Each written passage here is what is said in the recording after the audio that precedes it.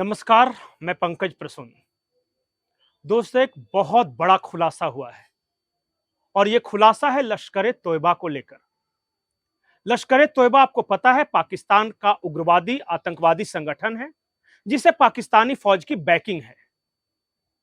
लेकिन यह खुलासा पाकिस्तान को लेकर नहीं है, यह खुलासा भारत को लेकर भी नहीं है, जहां लश्कर-ए-तोयबा आमतौर पर ऑपरेट करता है। आपको शायद याद हो कि 19 मई 2024 को ईरान के प्रेसिडेंट इब्राहिम रईसी और वहां के विदेश मंत्री एक हेलीकॉप्टर क्रैश में मारे गए थे। अब ईरान के जासूसी एजेंसियों को एक चैट मिला है, इंटेल चैट, और उस चैटर में लश्कर-ए-तोयबा और अजरबैजान का एक ग्रुप आपस में बातचीत कर रहा है। और बातचीत में पता है क्या बोल रहे हैं वो? जिस शब्द का इस्तेमाल किया गया है वो शब्द है high value political target in Iran. और जब और जांच पड़ताल की गई तो पता चला कि जिस वक्त यह हेलीकॉप्टर क्रैश हुआ था, यानी 19 मई 2024, उस वक्त लश्कर-ए-तोयबा के कुछ ऑपरेटिव्स ईरान और अजरबैजान की सीमा पर चहलकदमी कर रहे थे, वहां उनका कुछ मूवमेंट था। तो क्या इब्राहिम रईसी और ईरान के विदेश मंत्री की हत्या में या उस साजिश रचने में किसी भी तरह लश्कर-ए-तोयबा का हाथ है? और अगर लश्कर-ए-तोयबा ईरान के हाई वैल्यू पॉलिटिकल टारगेट को मारेगा तो वो क्यों मारेगा? इस क्यों का जवाब है वो जगह जहां पर यह हादसा हुआ। यह हादसा हुआ है अजरबैजान और ईरान की सीमा पर। ईरान और अजरबैजान में कुछ खास पट नहीं रही।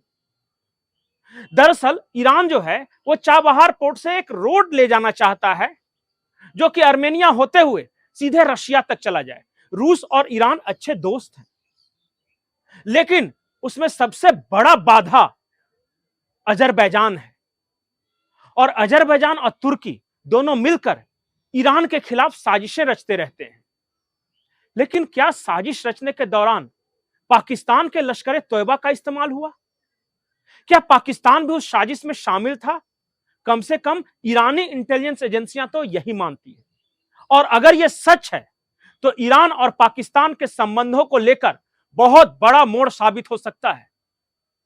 यह कोई मामूली खुलासा नहीं है, और यह सारा खुलासा किया है ईरान की इंटेलिजेंस एजेंसी ने कि लश्कर-ए-तोयबा के जरिए मरवाया है, यह हादसा करवाया है अजरबैजान ने। तो अजरबैजान, पाकिस्तान और टर्की, इस तीनों का ट्रायंगल कुछ समझ में आ रहा है कि भारत के खिलाफ ये तीनों क्यों एक साथ थे, ईरान के खिलाफ ये तीनों क्यों एक साथ हैं। राज बड़े गहरे हैं, लेकिन इस राज का अंत बस वही नहीं हो जाता। कहानी में एक ट्विस्ट है और एक इंडिया का एंगल है। आपने शायद देखा होगा कि ऑपरेशन सिंदूर के बाद से अजीत डोभाल की कोई खबर नहीं आ रही। सिर्फ एक खबर आई थी, मैंने तमाम न्यूज़पेपर को खंगाल डाला, सिर्फ एक खबर थी कि मॉस्को में कोई बैठक होने वाली थी जिसे टाल दिया था। शायद उनका कोई परेड वगैरह था। उसके बाद से अजीत डोभाल का कुछ पता नहीं कि वो क्या कर रहे हैं। अब मैं दो और खबरें बताता हूं। खबर यह है कि भारत सरकार ने साफ कर दिया है कि ऑपरेशन सिंदूर खत्म नहीं हुआ है, यह पॉज बटन दबाया गया है, कुछ दिन तक सिर्फ ठहरा हुआ है। और इस ठहरे हुए वक्त में भारत क्या कर रहा है? एक आंकड़ा मैं देख रहा था, भारतीय एयरफोर्स यानी इंडियन एयरफोर्स 370 बार फ्लाइट ट्रेनिंग या फिर इस तरह का एक्सरसाइज किया है पाकिस्तान बॉर्डर के पास, 370 टाइम्स। और इससे थोड़ा कम पाकिस्तान की एयरफोर्स हवा में थी, चाहे वो जकुवाबाद में हो, सरगोदा में हो, भारत पाकिस्तान सीमा पर हो, लेकिन है।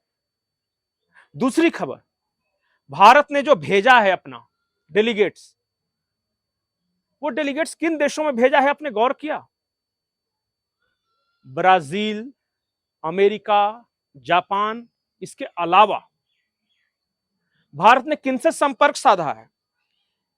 ये देश हैं, आप गौर से सुनिए, Guyana, Panama, Ethiopia, Suriname, Congo, Egypt, Uzbekistan, Papua New Guinea, Oman, Saudi Arabia, Bharat ये कर क्या रहा है?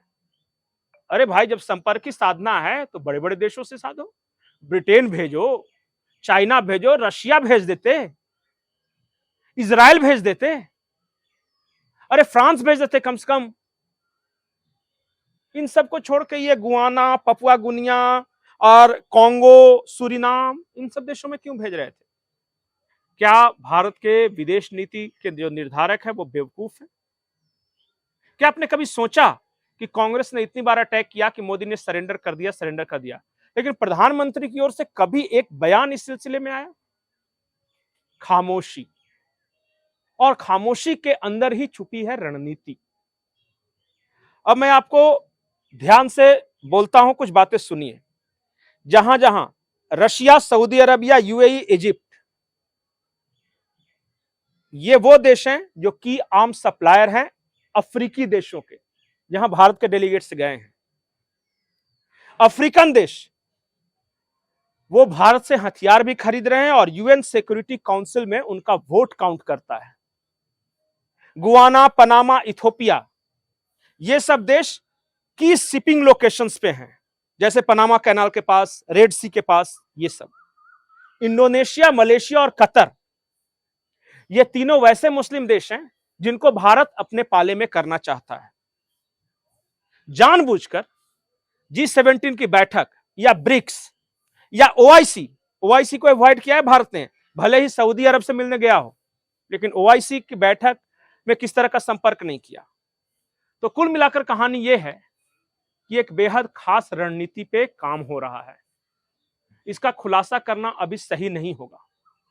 ईरान में जो घटना हुई है और उसके बाद भारत ने जो रणनीति अपनाई है और अमेरिका की जो बौखलाहट है, जब आप डॉट्स जोड़िएगा और उसमें यह भी जोड़ लीजिएगा कि अजीत डोभाल अचानक खामोश है, किसी तरह की खबरों में नहीं है, कहां है किसी को पता नहीं। जब पूरी कहानी पर से पर्दा हटेगा तो यकीन मानिए एक बड़ा धमाका होने वाला है। और यह युग सिर्फ वॉरफेयर का नहीं है, हाइब्रिड वॉरफेयर का है। हाइब्रिड वॉरफेयर मतलब टेक्नोलॉजी की भी लड़ाई है, ट्रेड की भी लड़ाई है, सी रूट्स की भी लड़ाई है, हथियारों की भी लड़ाई है, फार्मा की भी लड़ाई है, और जंग तो जो है वो तो है ही। बहुत ज्यादा वक्त नहीं लगेगा जब मोदी सरकार की रणनीति लश्कर तोयबा का ईरान के शीर्ष नेतृत्व की हत्या में इन्वॉल्वमेंट की बात जब सामने आएगी और कुछ और राज खुलेंगे तो आप सब यकीन मानिए चौंक जाएंगे। अभी रणनीतिक रूप से इस खबर को हम बता नहीं सकते, इससे ज्यादा खोल भी नहीं सकते, लेकिन खबरों पर आप नजर बनाए रखिए, बहुत कुछ होने वाला है। नमस्कार।